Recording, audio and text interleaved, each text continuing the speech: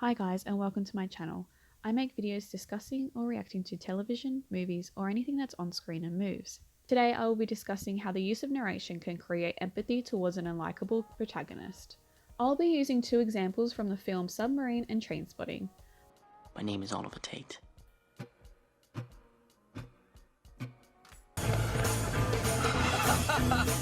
Both Oliver Tate and Renton are rather selfish, oblivious, and have a hint of narcissism as they really only think of their own consequences. Oliver's girlfriend Jordana asks him to join her when she visits her mum in hospital. However, Oliver feels it would be too awkward for him, so he doesn't show. Subsequently, Jordana starts to see someone else. Oliver doesn't find this fair and expects her to walk away and be with him. Renton visits his friend Tommy as he hears he hasn't done well since his girlfriend dumped him. Once a sober, active man, Renton finds a melancholy, miserable shell of who Tommy once was. Renton, who has since cleaned up his act, doesn't offer too much of advice, however does give Tommy money as he begs for his next hit, and Renton enables him. These two have very exaggerated and pessimistic views, which in turn makes us as an audience see the world through their eyes. Without the narration, we wouldn't understand their motive. In this scene in Submarine, we see Oliver walking to his Seaview home, spying on his eccentric neighbour. Let's appreciate this without Oliver's narration.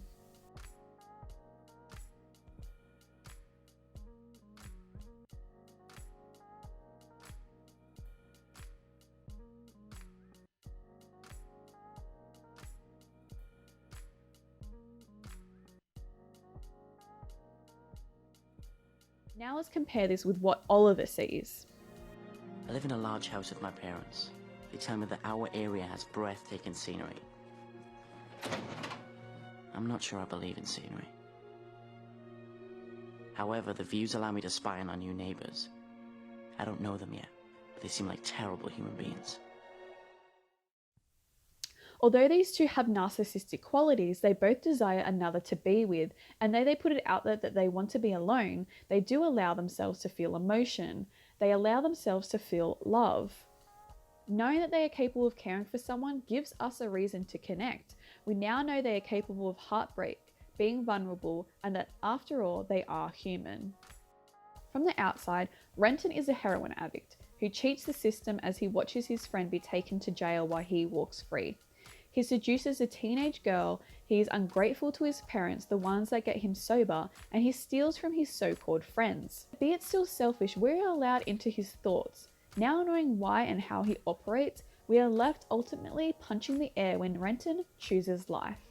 New, sober, boring, 9 to 5 life. As for Oliver Tate, it would be easy to cast him off as just another angsty teenage emo who wants to get laid.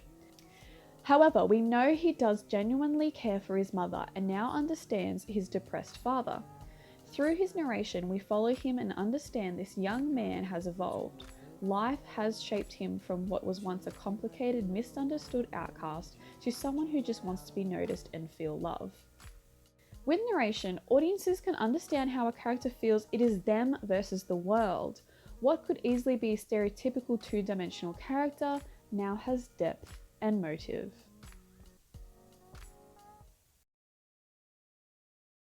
It's a shite state of affairs to be in, Tommy, and all the fresh air in the world won't make any fucking difference!